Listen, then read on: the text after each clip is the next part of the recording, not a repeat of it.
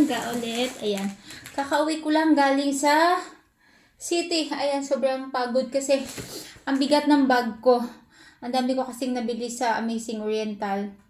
Nagulat ako sa na-spend ko kasi I spent more than 50 euros today for my grocery.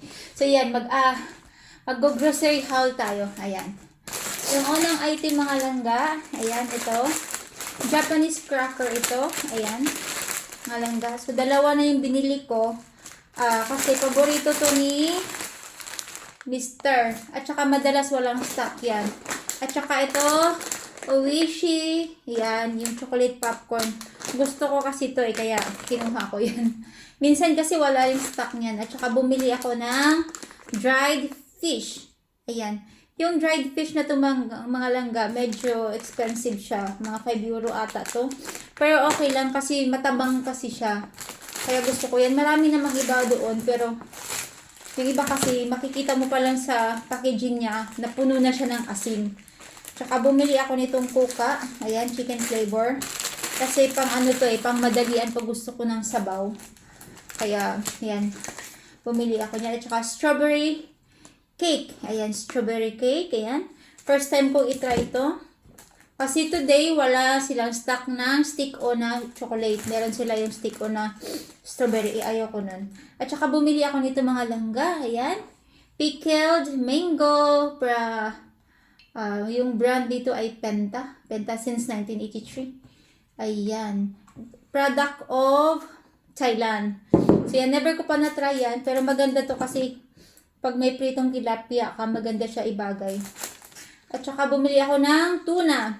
Yung tuna na to mga langga, uy, iba yung nabili ko. Insals Lake. Tuna in brine ito. Yung isang nabili ko, yung last time, tuna in sunflower. Sunflower oil. Iba pala yan. Hindi ko alam kung anong lasa yun. At ito mga langga, nilakihan. Kaya sobrang bigat ng bag ko kasi malaki mamasitas na yung binili ko mga langga. Kasi yung asawa ko pag nagluluto siya ng chicken or pork, yan, pinagmamarinate niya to. Like, kahit pork adobo or chicken adobo, nilalagyan pa rin niya nito kasi gusto niya yung lasa ng mamasitas. Mamasitas, baka naman. So, at saka itong pak choy, ayan. Paborito din to ni Labidudo.